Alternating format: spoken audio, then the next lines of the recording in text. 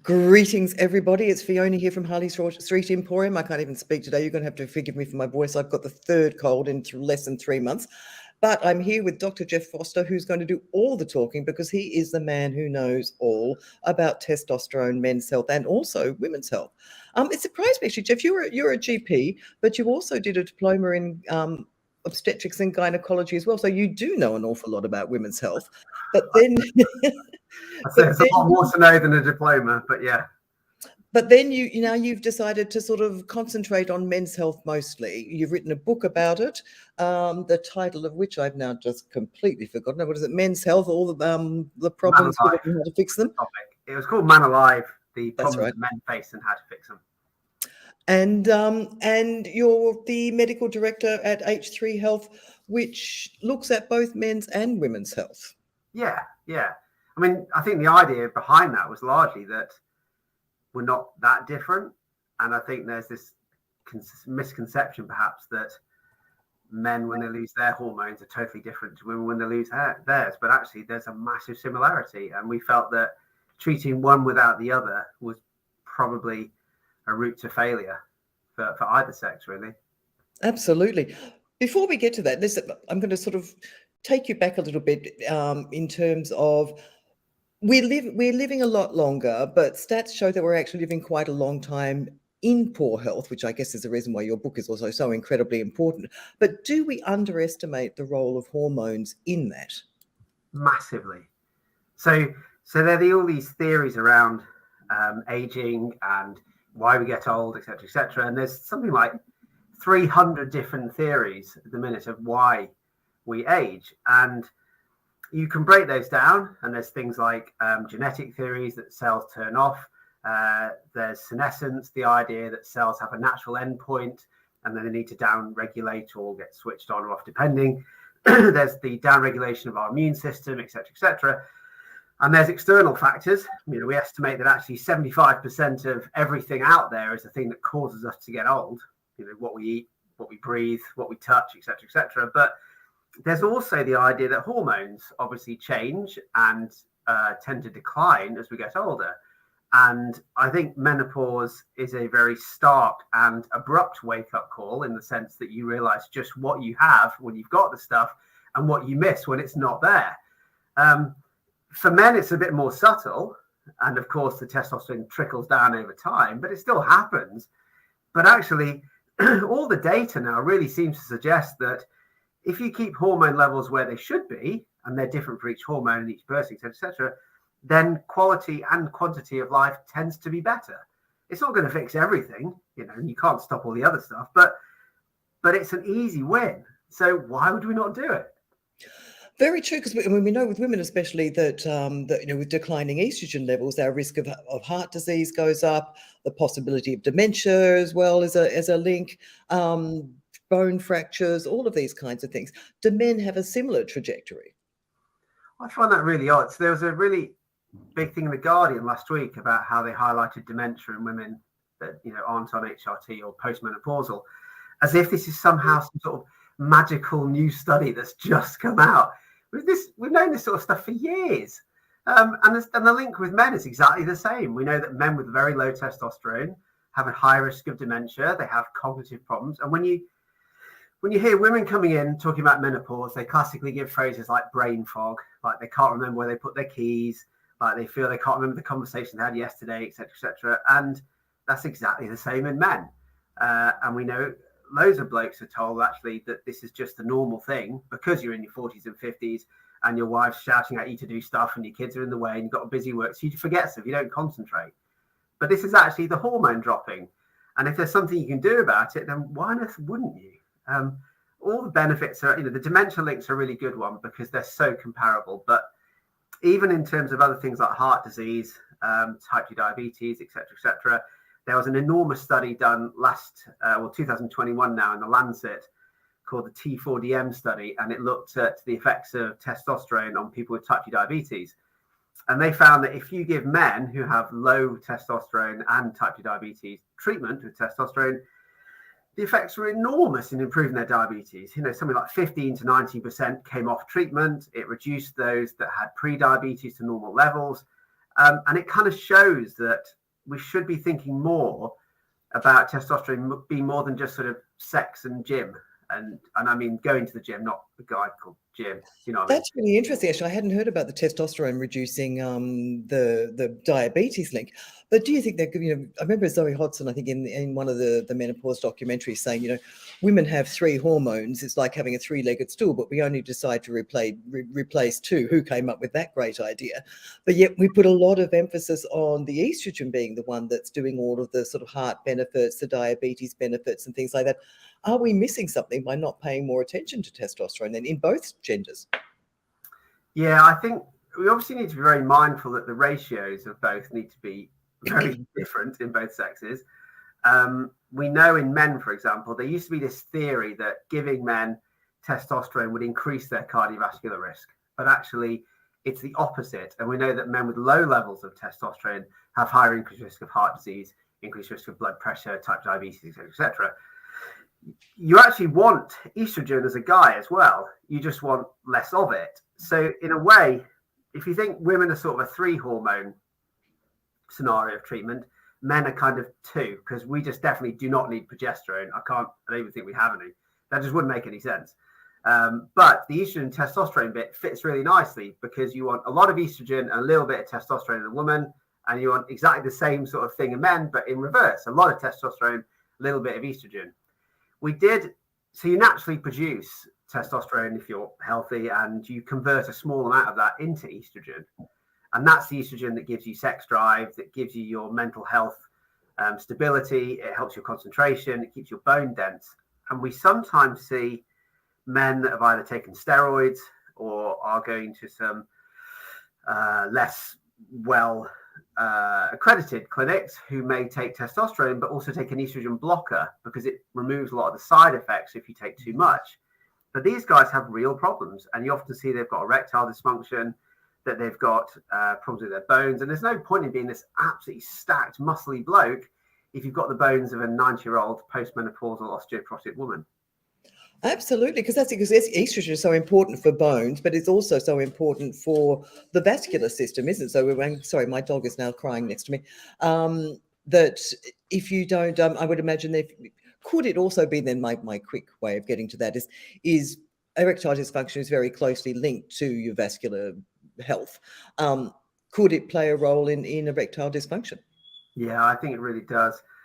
Estrogen's one of those ones in blokes where you don't want too much or too little, and it's getting the balance just right. And I think the testosterone plays exactly the same in women. You don't want too much because you don't want to come out with a beard on therapy, but you don't want too little either, because then of course you find that you're not getting all the benefits of the increased sex drive, energy drive, all the stuff you get with testosterone as well. So getting the balance of all these sort of things is right. And I think we do ourselves a mistake to think that women just need estrogen and men just need testosterone. Yeah. If you were looking at the symptoms in a man of low testosterone, what would you typically see?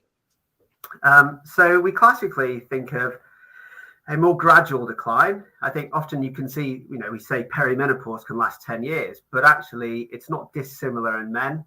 The average turnaround time for someone getting symptoms to actually come into our clinics is about 3 years. So, pretty decent.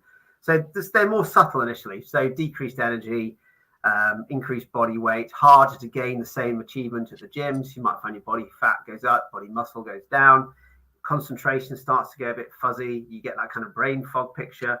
Loss of sex drive is a very early picture, and then erectile dysfunction comes much later on the line. The big thing we often notice as well is morning erections. So it's something that guys don't consciously often think about, but you'll find that a healthy bloke should get, say, maybe 2 or 3 morning erections a week. And that's whether you're in your 30s or 50s or 60s, it doesn't matter, you should have them. And if you suddenly have that question and go, actually, I can't remember the last time that happened, that's a proper red flag. This is a low testosterone picture, or potentially. I think if you're trying to think, should I think about writing down the list of low testosterone symptoms, how would I remember? The best way to think about it blatantly is just think, what are the menopause symptoms in a woman? And it's the same. And you just go, well, that's it. That's the symptoms. And you just copy that and you go, has my bloke got the same thing? And it really is so dramatically obvious. We've even picked up patients who are men purely because they've seen themselves in their wives or partners where they kind of go, wow, look what they've done with HRT. I wonder if I have the same sort of thing. And they don't often know what the underlying causal process might be, but it's remarkably similar. So think about menopause and you can think about low testosterone because it's the Yeah, same. absolutely. Because I think obviously women don't have erectile dysfunction, but we have our own vaginal symptoms. Yeah. But you've also had a few women send their husbands in as well, saying, look, this just looks remarkably similar as well, haven't you? I think actually, when we first started trying to promote male health at a sort of national level, we were working out ways to try and get men to engage because obviously, as I'm sure you know, men are generally pretty bad at getting health advice or seeing their doctor. Going through their wives or partners is often the way to do it. And we've actually had more success having a route of educating the women than educating the men.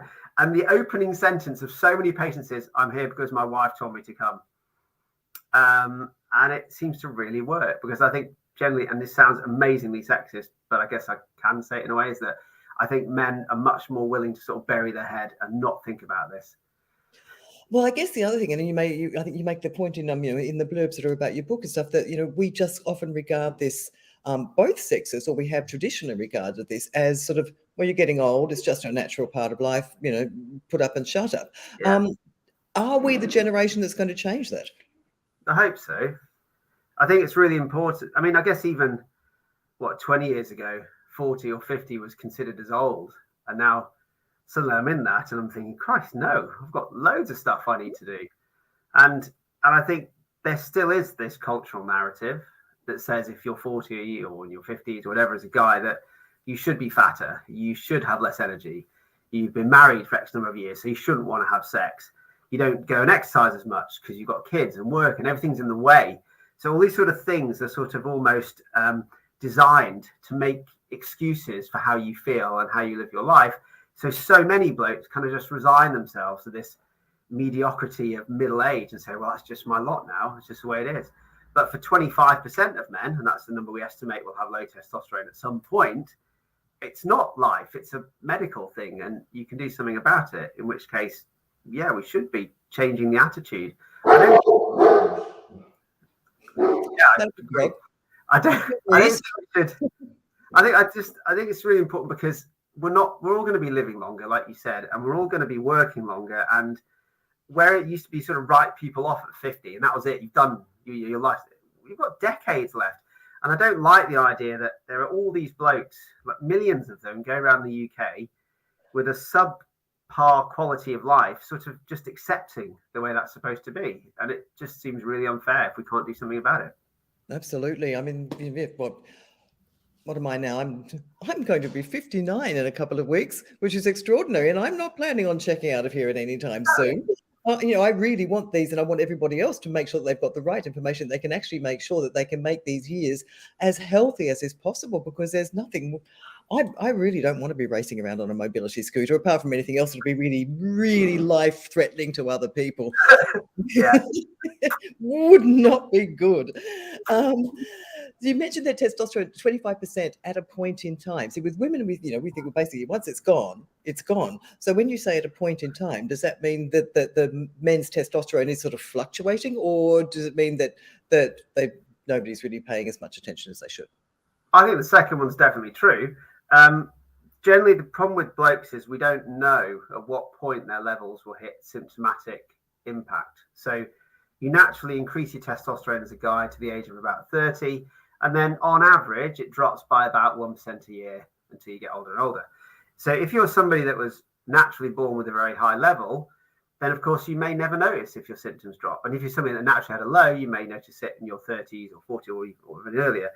The other frustrating thing, of course, is that other things get in the way. So the way we tend to tell patients is that balls are very sensitive. And a lot of things externally impact on them. So mild medical problems like blood pressure, asthma, all these sort of things, they impact on your testosterone function. So it doesn't take much to have those levels knock around a little bit. They don't really do this, but they certainly just do this over time. And one person's drop will be faster or slower than another. It's really frustrating because I guess with menopause, you can say that on average, most women should expect to have something in their 40s or 50s. And obviously, they're extremes either side. But on average, and I guess every woman knows it's coming at some point, we'd hope. But with men, there's still real ignorance that we don't know when it's going to happen, if it's going to happen. And a lot of blokes don't even know it exists. So there's a real unconscious incompetence idea that if you don't know it's there, you're not going to ask about it and you just accept it. You might have had it for 10, 15 years, but be told it's normal because it's how you are. But it's really, really hard. And then the counter to that is, of course, you've got some guys who actually have really normal levels, but they're just hoping they could get more out of their life. And they're like, well, my levels are really high, but shouldn't I be having sex 6 times a week at 65? Because that's what I read is normal. And you're like, well, that probably isn't normal, but it's just that perception of what is a normal testosterone, what my function should be. Yeah.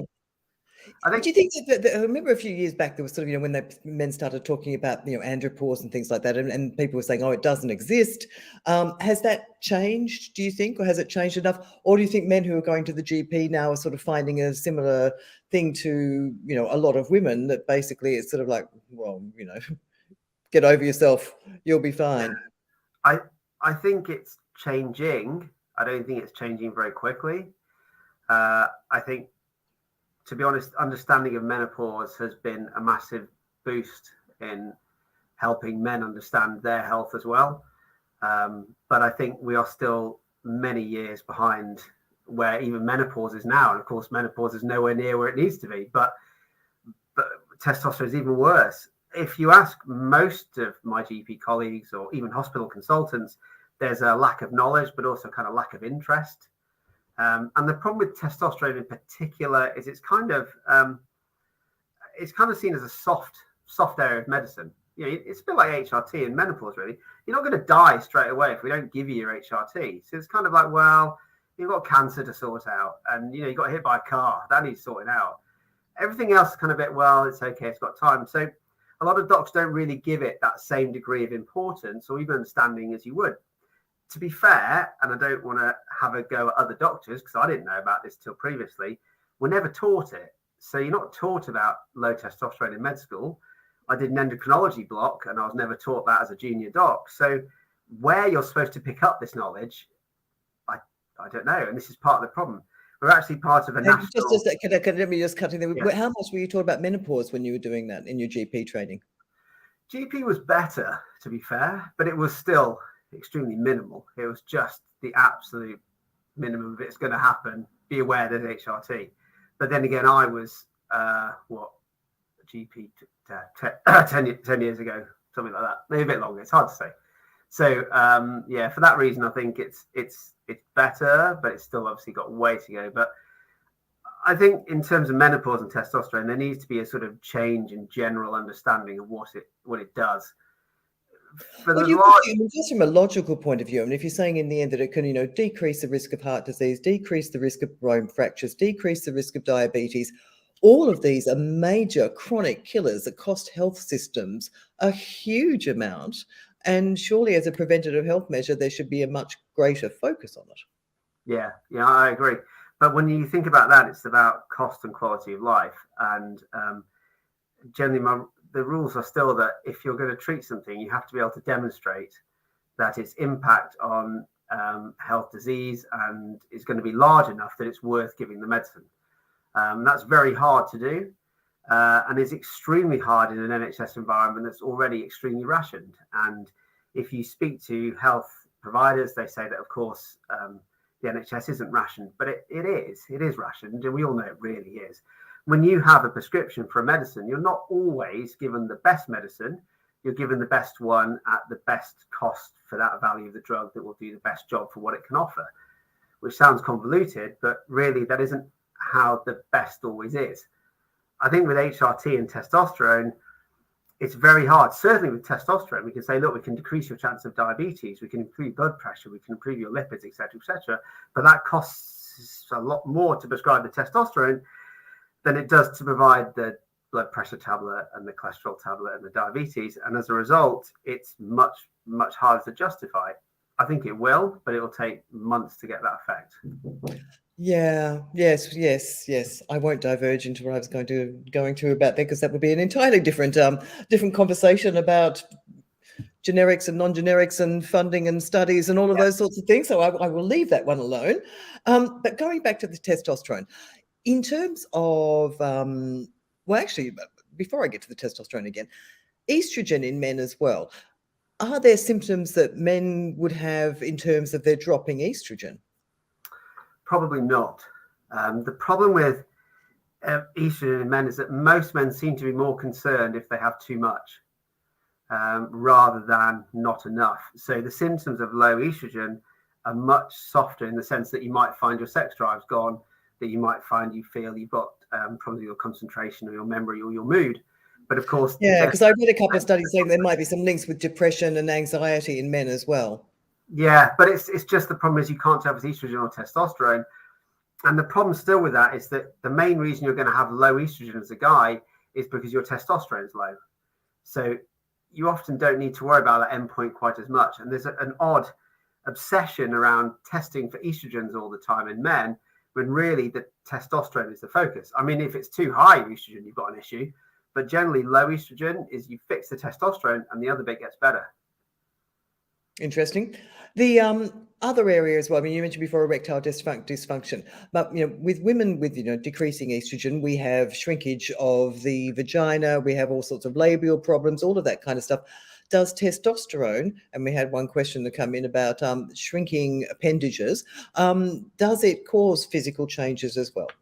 Yeah, massively. So when you think of testosterone, what it does on the body, it's obviously got all the internal effects, but as an external, it's a metabolic driver. So you lose your body fat, you gain muscle mass, and the shape of your body changes, just like menopause, whereby you find that men will typically have a more V shape if they have more testosterone, and as they change, they get central obesity and their abdomen gets larger and fatter. And the byproduct of a low testosterone, increased body fat, is of course increased insulin resistance, risk of type 2 diabetes, increased estrogen effects, etc., which can cause shrinkage of your other areas that you might need to keep going. It's very, very fixable stuff, of course, and you just put the levels back, and those levels tend to tip the other way. And I think it does have that kind of mimic the menopause picture. Yeah. Now, it's often very difficult for men to talk to women about, or to about what's wrong with you? Why are you so moody? Why are you trying to attack me with a kitchen knife or a frying pan? How how should women approach men if they think that there may be a similar problem on the other side? I think it's easier to approach men if you're a woman that's already on HRT, because then you can almost have a first person perspective of saying, look how much I've gained from this process. And that often is how we've ended up picking up men, just because they can say, look, I've really seen the change. Often men are much more open to that because they can see the benefit that their wife has had. There's this sort of idea that when you're on the same journey, life's easier. So when a woman's menopausal and the guy's okay, then the relationship struggles. They start HRT and everything's back to normal. But the converse is also true. If you've got a guy who's got low testosterone, as long as the female partner isn't taking HRT, then they can both be feeling crap together. And that's actually easier, because then the guy can sort of hide behind it. Well, my wife didn't want to have sex, so I don't have to want to have sex. It's okay. But of course, once she gets on HRT, she may feel more energized, want to do things, may have a greater libido again. But the guy, of course, then thinks, oh man, there's nowhere to hide now. And that can be the impetus to say we really need to do something about it. I think even if there is no HRT as a backdrop of saying this is the reason, the real important thing is to take away the stigmatizing effect of testosterone itself. And this is a real issue we've had. Obviously, we've had massive media benefits of people like Davina, who's come out and said, look, I'm a positive menopause advocate. And that's been just a game changer for women, really. But we can't really get the same for men. And I've got several patients who are relatively well known, who have testosterone, but they're not willing to sort of put their head above and say, yeah, this is me, because they feel it could affect their ability to get a job or get a gig on TV or something, because testosterone is so synonymous with being a guy, and to have that guts to say, actually, I'm somebody that's needed treatment is very, very hard to do. So I think taking away the stigma of saying it doesn't make you less of a man. This is just a medical problem that needs fixing, and we fix it like anything else, is the way to kind of start to get men to talk about it a bit more. Yeah, psychologically from both sides, these are really difficult things, aren't they? Women facing the end of your reproductive life, where do you fit in society, all of those kinds of things. And then men thinking, I have no value if I don't have any testosterone. It's just, it's just a hormone. Yeah. It's hard to undo. It's hard to, especially as a guy, because as a bloke, testosterone equals sex, equals virility, muscles, going to the gym, etc. This is what it is. And suddenly we say, actually, you haven't got as much testosterone. And there's this real sort of, wow, that's my identity as a male that's starting to disappear. So, very hard to challenge. Difficult. Well, I hope that somebody does step forward and take on that role, because, literally, it's almost like, when nobody used to mention, cancer as a word, or mental health issues, you couldn't tell anybody you had depression or anxiety or something like that. Well, people have just got to stop putting people in boxes. I know that's easy. I think so. I think there'd be a benefit from a more political standpoint as well, in the sense that we obviously now have a minister that looks after women's health, and there's the menopause aspect is coming through. There isn't really anything from a male side. And I think part of that is obviously because medicine in general has been so male centric for hundreds of years. So kind of the assumption is that men must have been running it, but they haven't been very good at it, in the sense that men still die first in like everything.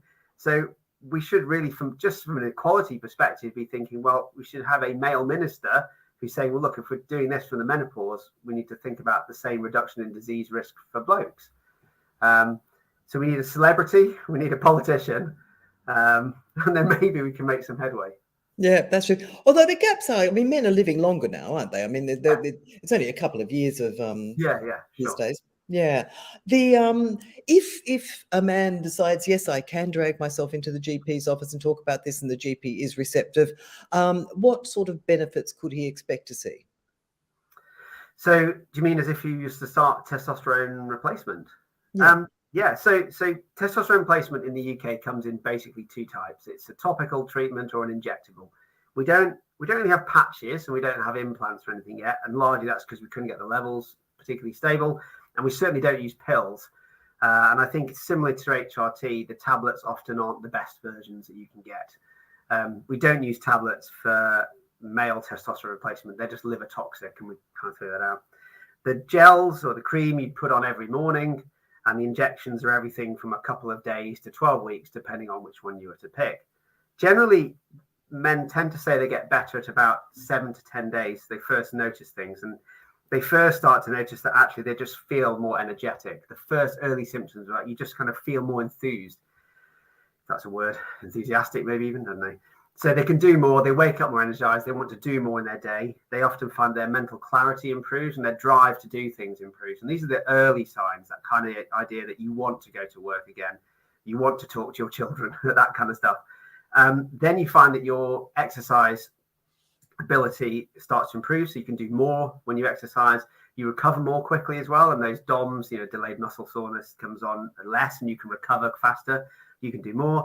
At about usually 2 or 3 weeks, sex drive starts to go up as well. And then really your erectile function starts to get with it as well. The quality of erection starts to get better, but that can take much, much longer. Often at about 6 or 7 weeks, guys start to say they feel really good. But then it kind of levels out a little bit. And I think that's partly as your body's got used to the drug.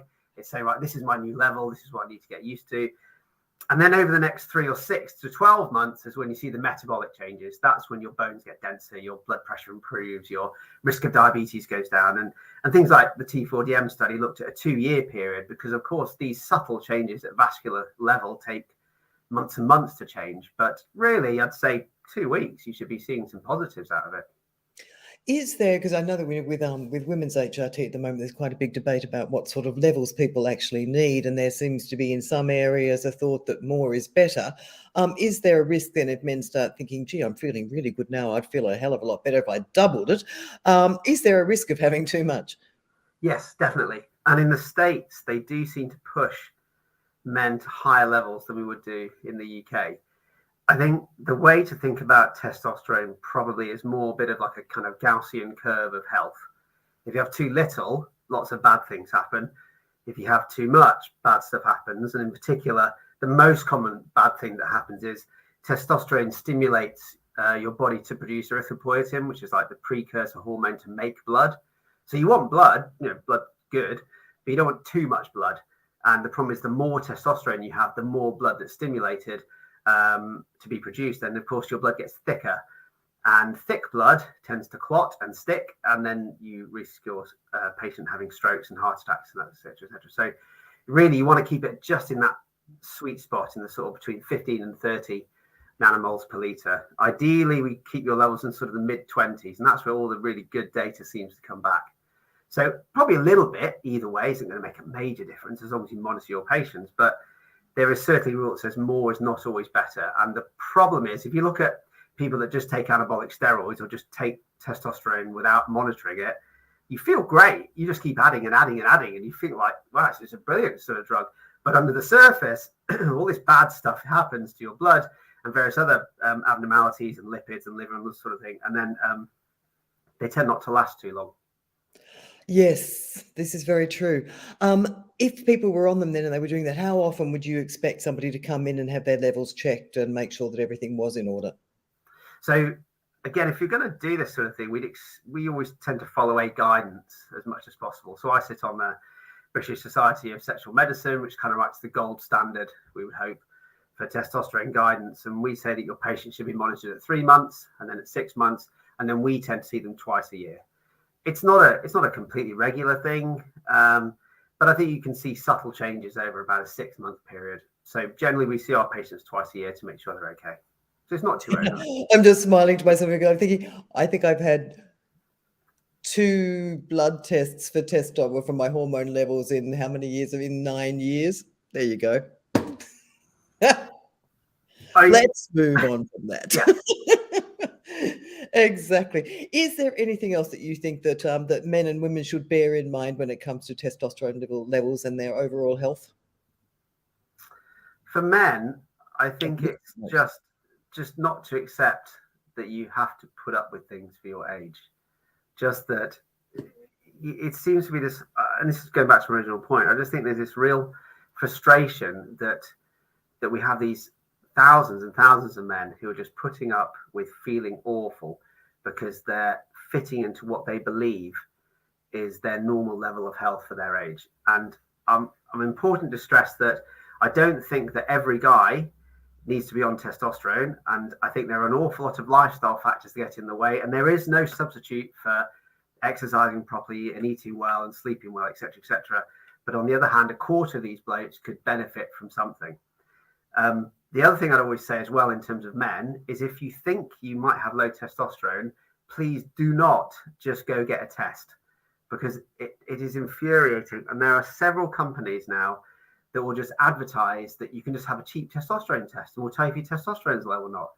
And then what do you do if that level comes back as normal, but you still had symptoms? So does that mean that the test was wrong? Does it mean that did they do the right test? Was it something else? How good was the lab?